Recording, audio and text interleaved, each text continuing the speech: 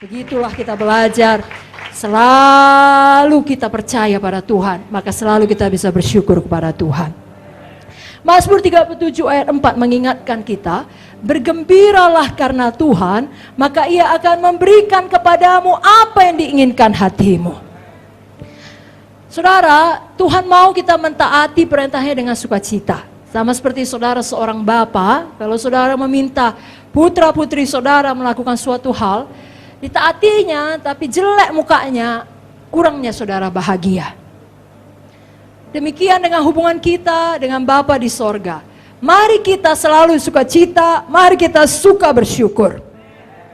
Kita memiliki Amsal 15 ayat 13 dan ayat 30 berkata, muka berseri-seri, mata bersinar-sinar. Amin. Saya bacakan ya, Amsal 15 ayat 13. Hati yang gembira membuat muka berseri-seri, tetapi kepedihan hati mematahkan semangat. Ayat 30.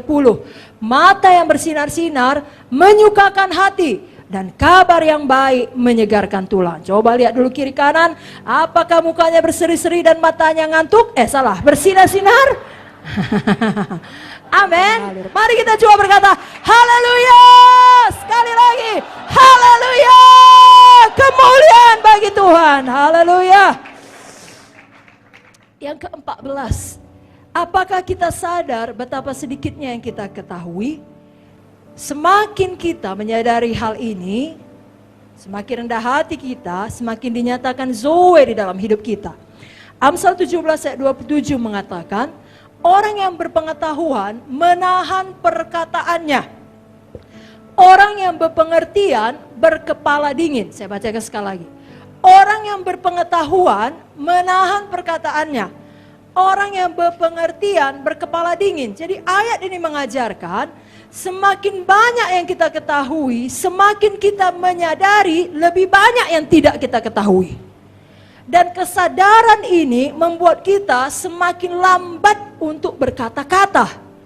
Sejalan dengan Yakobus 1 ayat 19 yang berkata, hai saudara-saudara yang kukasihi, ingatlah akan hal ini. Setiap orang hendaklah cepat untuk mendengar, tetapi lambat untuk berkata-kata, dan lambat untuk marah. Ayub pun harus ditegur Tuhan, karena dia banyak bicara tanpa pengertian. Ayub 35 ayat 16, maka Ayub berbesar mulut dengan sia-sia, banyak bicara tanpa pengertian. Tuhan tidak suka. Dalam Ayub 38 ayat 2-4, Tuhan menantang dia dan berkata, siapakah dia yang menggelapkan keputusan dengan perkataan-perkataan yang tidak berpengetahuan? Bersiaplah engkau sebagai laki-laki, aku akan menanyai engkau, supaya kau memberitahu aku, di mana engkau ketika aku meletakkan dasar bumi. Ceritakanlah kalau kau mempunyai pengertian. Karena Ayub sibuk kali mengatakan kebenarannya, Tuhan bilang, apa itu? Pada waktu aku ciptakan bumi, di mana kau? Tidak bisa kita ciptaan sombong terhadap pencipta kita. Amin saudara. Dan memang sesungguhnya hanya sedikit sekali yang kita ketahui di dunia ini. Menurut Efesus 2 ayat 7 saya bacakan. Supaya pada masa yang akan datang, di masa kekekalan, Ia akan menunjukkan kepada kita kekayaan kasih karunia-Nya yang melimpah-limpah sesuai dengan kebaikan-Nya terhadap kita dalam Kristus Yesus. Ibu Munte mengatakan tadi pagi bahwa nanti di sorga kita tidak akan pernah bosan, kita akan terus belajar. Amin saudara. Karena itu jangan kita berpikir kita sudah punya banyak pengetahuan. Alkitab berkata orang yang demikian masuk dalam kategori yang menyedihkan. Sesuai dengan Wahyu 3 ayat 17-19.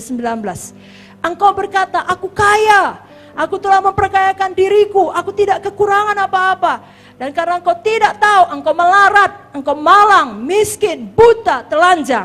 Aku menasihatkan engkau, supaya engkau membeli daripadaku emas yang telah dimurnikan dalam api. Agar engkau kaya dan juga pakaian putih, supaya kau memakainya. Agar jangan kelihatan ketelanjanganmu yang memalukan. Dan minyak untuk melumas matamu, supaya engkau dapat melihat. Barang siapa kukasihi, ia kutegur dan kuhajar. Sebab itu relakalah hatimu dan bertobatlah. 1 Korintus 8 ayat 2, jika ada seorang menyangka ia mempunyai suatu pengetahuan, maka ia belum juga mencapai pengetahuan sebagaimana yang harus dicapainya. Galatia 6:3, kalau seorang menyangka ia berarti, ia sama sekali tidak berarti, ia menipu dirinya sendiri. Bapak Ibu Saudara, mari kita selalu mau belajar. Kalau nanti sampai di sorga pun kita belajar, dari di dunia, mari kita suka belajar firman. Student of the Bible. Ya, mari kita belajar firman, membaca firman, merenungkan firman, bukan karena kita mau buat bahan khotbah. Kita merenungkan firman karena kita mau mengenal Tuhan lebih dalam. Amsal 9 ayat 10 mengatakan, permulaan hikmah adalah takut akan Tuhan, mengenal yang maha kudus adalah pengertian. Mari kita ucapkan saja, saya mau selalu belajar firman, karena saya cinta firman Tuhan.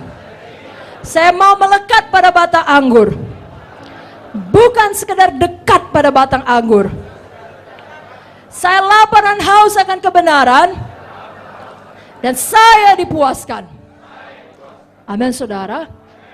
Dan memang luar biasa berkatnya kalau kita merenungkan firman. Mazmur 1 ayat 3 mengatakan kita bahagia. Bahagia, berhasil dan beruntung apabila kesukaan kita adalah merenungkan firman siang dan malam. Kalau tadi pagi Ibu Munte membacakan dari Yohanes 15 ayat yang ke-7. Jikalau kamu tinggal dalam aku dan firmanku tinggal dalam kamu, mintalah apa saja yang kamu kehendaki dan kamu akan menerimanya. Apa saja.